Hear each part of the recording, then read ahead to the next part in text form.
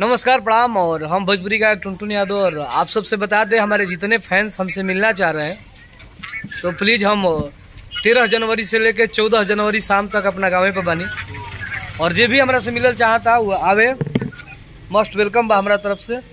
और ये हमारे बालू माफिया बड़े भैया बिहिया चौरास्ता के किंग बड़े भाई रामू भैया आज हमारा साहिल बनी मिले। यहाँ के बालू के बहुत बड़का ठेकेदार हैं और हमारे इनके ड्राइवर साहब लोग भी हैं। तो जे भी भाई बा प्लीज़ अगर टाइम निकलो तो हम बानी गाँव में आज से लेके और काल तक। तो आप सब आई जा मोस्ट वेलकम बा हमारा घरे और हमारा से भेंट करी जा। फिर तो आदमी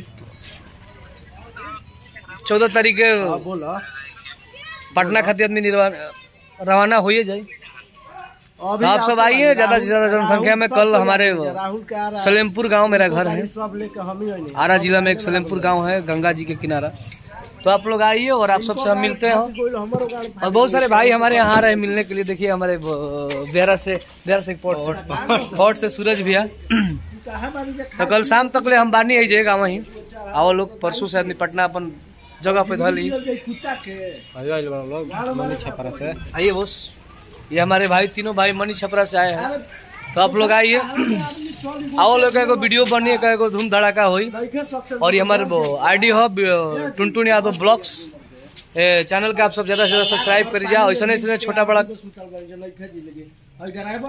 वीडियो रहो सभी के मिली देखे के। रामू भैया हमारा फैंस आपसे बात करना चाह रहे हैं, कुछ बोलिए। आप हमसे मिलते हैं तो क्या कोई दिक्कत उक्कत नहीं ना है ना? भाई की तरह मोहब्बत मिलता है ना आपको? बहुत हमनी के भोजपुर जिला के आन बान शान बानी। बहुत प्यार दुलार हमनी के देवे नहीं है। जितना जनता से अनुरोध बा पूरा भाई समाज से कि बेचारा छोट भाई के आगा पार्टी बढ़ाई जा।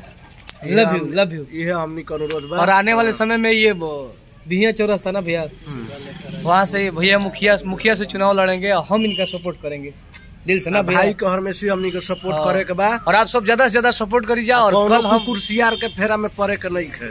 अरे वो सब छोड़ा, सब मत बोला लाइव में ना। और जरा भी आवे के बाद कल हम बानी गाँव में, आज शाम से लेके कल शाम तक बानी गाँव में। जे भी भाई अगर मिलल चाहता तो आवे। सबसे यहाँ जोड़ के विनती बा कि आइए आप सब।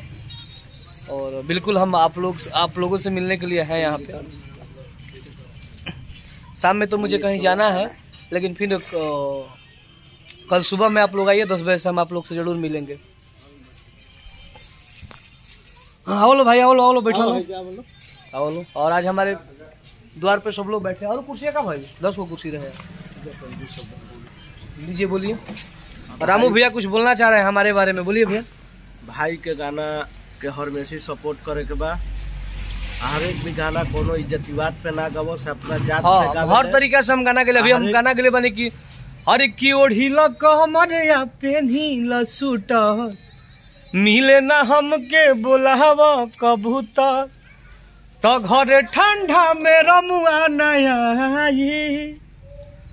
अरे तोरा मुँह सर्दी के दवाई मिले आवो हमरा जाड़ के रजाई। सर्दी के दवाई तो हमने तमाम बहुत सारा गाना गाए, सार्वजनिक से लेकर जातिवाद से लेकर तो हर तरीके का हम गाना गाते हैं। लेकिन हम किसी के दिल पे ठेस नहीं पहुंचाना चाहते। बहुत सारा पॉलिटिक्स अभी समाजवादी पार्टी के लिए अखिलेश यादव के लिए कंटिन्यू गाना गा रहा हूँ। कम से कम 6-7 गाना रिकॉर्डिंग हो गया। यहाँ के अपना जात पात पे गाना गावे नहीं, केहू के जात के नाम धक ना गावे नहीं। हमें किसी से मतलब नहीं रहता है। हम अपना बोलते हैं कि आई एम दबंग। हर एक ब्यास अपन जात के नाम धके गावे ने, केहू के आई एम दबंग अहिर हम गाना के लिए बने अभी कि आई एम दबंग अहिर कर देंगे सेंटर में गहिर। तो वो गाना हम अपने लिए सपोर्ट करे के बा और सब लोग सपोर्ट करे। और जे भी बा आर्मी वाला गाना के जो हमरा उसमें प्यार देनी, तू हवा सर्दी के दवाई ओकरा के देनी, वैसे ही एगो गाना रंगबाज पर गाना होता, बहुत ही जबरदस्त गाना बा। और हमारे साथ हमारे अपने लोग आज हमसे मिलते हुए सब लोग भाई हमारे से खुश बानो। Love you.